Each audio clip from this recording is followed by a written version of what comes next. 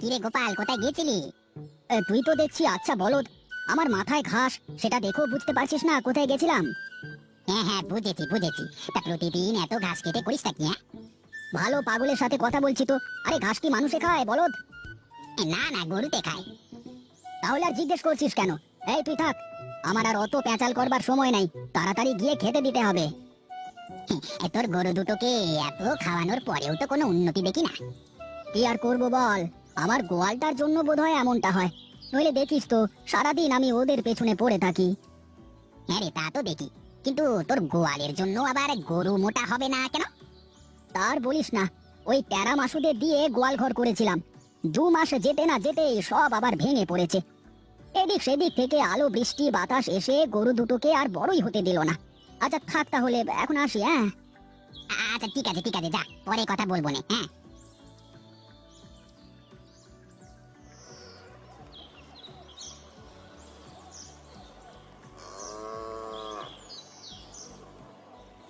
হ্যাঁ, কই গো গিন্নি, কোথায় গেলে? গরু দুটো এভাবে হাম্বা হাম্বা করছে, তোমার তো কোনো খেয়ালই নেই।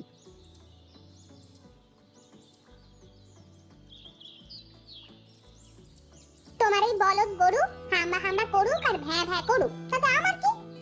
আরে কেন, এসে একটু খাবার দিয়ে গেলেই তো হয়, চুপ হয়ে যায়। গরুর গায়ে নিয়ে 1 কিলো গোশত, সারাদিন খাওয়া নিয়ে ব্যস্ত। তোমার গরু তুমি যত্ন করো, এত খাওয়ানোর পরেও কোনো পরিবর্তন আছে? শুধু খায় আর ঘুমায়। এই ভাঙা গোয়াল এবার সরাতেই হবে গিন্নি, নইলে আর গরু দুটোকে তাজা মোটা করতে পারছি না। আবার নতুন করে গোয়াল ঘর বানাবে? অত কথা না বলে এসে খেয়ে নাও, ভাত বেড়ে রেখেছি। আচ্ছা ঠিক আছে, তুমি যাও, আমি গরুর খাবারটা দিয়ে আসছি। কি গো, মেয়েটাকে দেখছি না, কোথায় গিয়েছে মেয়েটা? সে কোথায় কোথায় খেলে বেড়াচ্ছে কে জানে। বাড়িতে একটু দাঁড়ায় নাকি? সারাদিন এখানে ওখানে খেলা করে বেড়ায়। আরে খেলুক খেলুক, এ বয়সে খেলবে না তো আবার কখন খেলবে?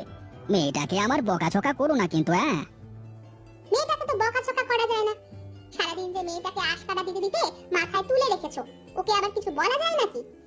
হ্যাঁ গো, মেয়েটা হলো আমাদের একমাত্র আদরের মেয়ে, কত কষ্টের পর ওকে পেয়েছি, দেখে কি রাগ করা যায়? ওই এসেছে আপনার আদরের কন্যা। কই রে আমার মা, কোথায় ছিলি এতক্ষণ? এই তো ঋতুদের ওই আমবাগানে খেলা করছিলাম।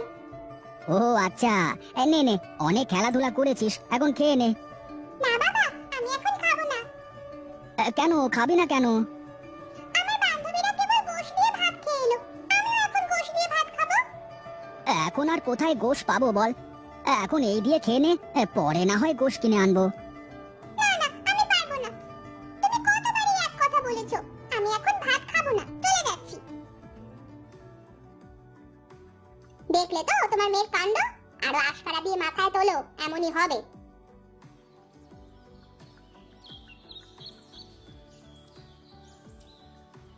আমি বলি কি, এখান থেকে না হয় একটা গরু বিক্রি করে দাও। কি বলো এসব? হ্যাঁ, তাহলে পরে গোয়াল ঘর করার টাকাও হয়ে যাবে, আবার কিছু গোশও কিনতে পারবে। তোমার শুধু ফাও কথা, এই গরু আমি বিক্রি করব না।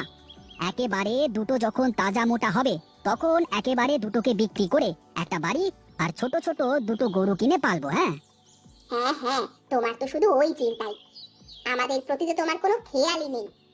এই চুপ করো তো, শুধু শুধু ফাও বকে। তুমি থাকো, আমি একটু বাজারের দিকে যাই দেখি।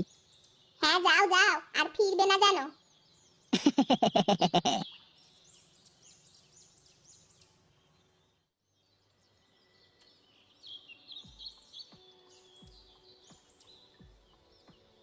কিরে গোপাল, এখন আবার কোথায় চললি?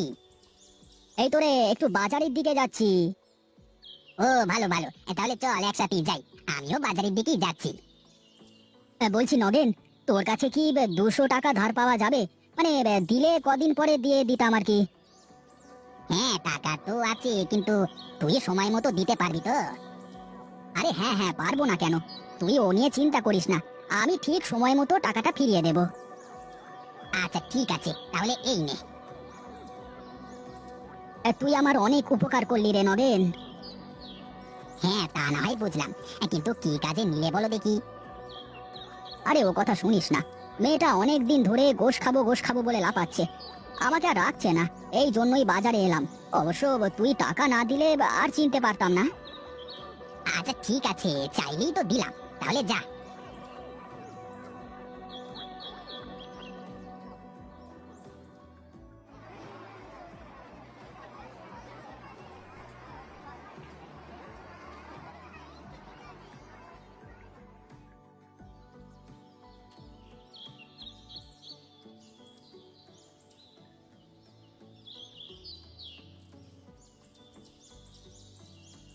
কি গো গিন্নি, এদিকে আসো। এই নাও গোশ, এবার গিয়ে ভালো করে রান্না করো।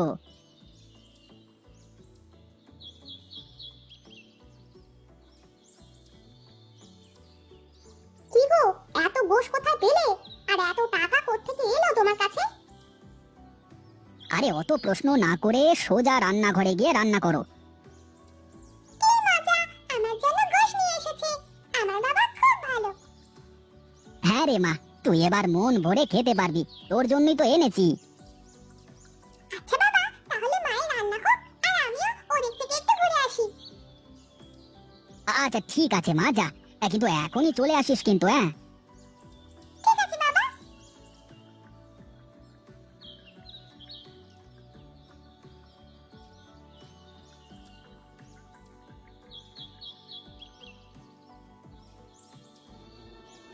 কি রে মা, তোরা খেতে বসেছিস? বলছি আমারও কিছু খেতে দে না মা, দুদিন হলো আমার পেটে কিচ্ছুটি পড়েনি। বলছি যে আপনি না হয় অন্য কোথাও দেখেন। আমাদের তিনজনের খাবার একটু কম হয়েছে, তার মধ্যে আবার আপনাকে কিভাবে খেতে দেব? দেখ না মা, যদি দুমুঠো ভাত হয়। কি গো, তুমি তার সাথে এভাবে কথা বলছো কেন? তাহলে কিভাবে বলবো? আজকে একটু গোশ আনলে আর আজকে এসব লোকজন বাড়িতে হাজির। তুমি এখন তাকে ভালোভাবে খেতে বলো, না হলে কিন্তু পরে সমস্যা আছে। আচ্ছা ঠিক আছে, বলছি যে আপনি তাহলে বসুন এখানে, আমি আপনার খাবার নিয়ে আসছি। আচ্ছা ঠিক আছে মা।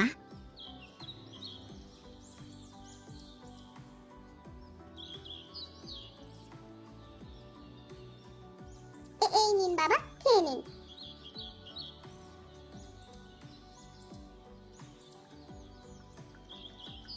আহা, কি স্বাদ হয়েছে রে মা, কতদিন এমন সুস্বাদু খাবার খাই না। হ্যাঁ বাবা, আপনার যতটুকু লাগবে আপনি খেয়ে নিন, পেট পুড়ে খেয়ে যাবেন কিন্তু। ঠিক আছে রে বাবা, তোরা আমার জানটা বাঁচালি, আর একদিন না খেয়ে থাকলে হয়তো মরেই যেতাম। কি গো বুড়ো দাদু, তোমার কি পেট ভরেছে? হ্যাঁ রে মনি, পেট ভরেছে। তোমার নাম কি? আমার নাম লতা। তুমি খুব মিষ্টি দেখতে। বলছি বাবার কি পেট ভরেছে? হ্যাঁ রে বাপ, ভরেছে।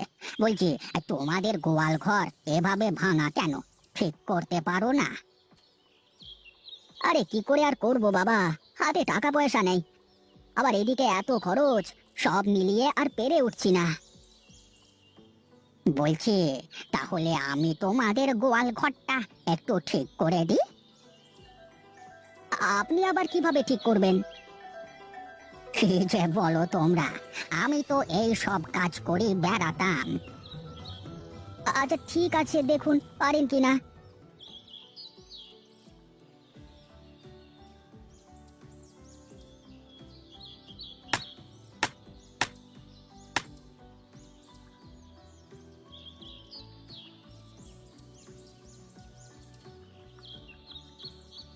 ও গিন্নি, কোথায় গেলে গো? এদিকে এসো তাড়াতাড়ি। কি গো, কি হয়েছে? মা, এ কি? এই তো দেখছি সব চকচকে গোয়াল ঘর। এ তো নতুন বানানো থেকেও নতুন লাগছে। একটা ব্যাপার আমি বুঝলাম না গিন্নি, লোকটি কাজ শুরু করলো একটু আগেই, আমরা ঘরের ভেতরে একটু যেতে না যেতেই হ্যাঁ তো তাড়াতাড়ি ঘর তৈরি করলো কিভাবে? হ্যাঁ গো, আমিও তো তাই ভাবছি। এত সুন্দর গোয়াল ঘর তো এত তাড়াতাড়ি বানানো সম্ভব নয়। মহা বিপদে পড়লাম তো। ওই লোকটাকে এখন কোথায় খুঁজে পাবো? এত তাড়াতাড়ি বানিয়ে দিয়ে চলে গেল, বলেও গেল না। গেছে গেছে, তাতে আমাদের গোয়াল ঘরটা নতুন করে দিয়ে গেছে। এর মধ্যে যদি কোনো সমস্যা হয়? কি যে বলো তুমি, এত সুন্দর গোয়াল ঘরে গরু রাখলে আবার কোনোদিন সমস্যা হয় নাকি? বলছো গিন্নি? তাহলে রেখে তো দেখি কি হয়।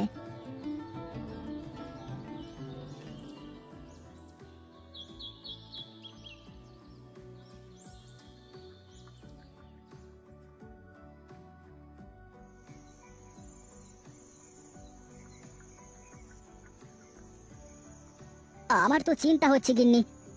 তুমি একবার ভেবে দেখো, লোকটি ছিল বুড়ো, আর সে এত তাড়াতাড়ি নতুন গোয়াল ঘর বানিয়ে দিয়ে চলে গেল। কি যে বলো তুমি, এত সুন্দর গোয়াল ঘরে গরু রাখলে আবার কোনোদিন সমস্যা হয় নাকি? হ্যাঁ, আর তুমি তো খেতেই দিতে চাচ্ছিলে না। হ্যাঁ গো, আমার খুব বড় ভুল হয়ে গেছিল, আর কারোর সাথে এমনটি করব না। ঠিক আছে, এখন ঘুমাও, নইলে আবার সকালে উঠতে দেরি হয়ে যাবে। সকালে গিয়ে মাঠে কাজ আছে, আবার ঘাস আনতে হবে গরুর, অনেক কাজ। হুম।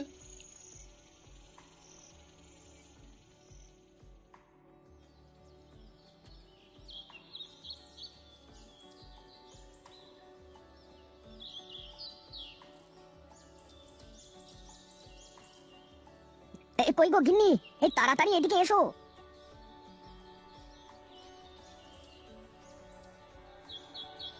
কি গো, আমাকে আবার মাঠে নিয়ে যাবে নাকি? এত ডাকছো কেন? দেখো দেখো, গরু দুটোর দিকে একবার তাকাও। উমা, এ কি গো, এ আবার কি অলক্ষণে কাণ্ড! এক রাতের মধ্যে গরু দুটো এভাবে মোটা তাজা হলো কিভাবে? এখনো বোঝনি? ওই সব এই বুড়ো বাবার কাজ। তার তৈরি করা এই গোয়াল ঘরের ভেতরে জাদু আছে, নইলে আবার এক রাতে গরুগুলো এমন হয়ে যায়। হ্যাঁ গো, তুমি তো ঠিকই বলেছো, এবার তো আমাদের ভাগ্য খুলে গেল গো। হ্যাঁ গিন্নি, তুমি ঠিক বলেছো। আজ এই দুটোকে বিক্রি করে রেখে আসি, আবার নতুন নতুন করে এনে এখানে ঢোকাবো আর বিক্রি করব। হ্যাঁ গো, এবার আমাদের আর অভাব থাকবে না, তোমাকে আর অত কষ্ট করা লাগবে না।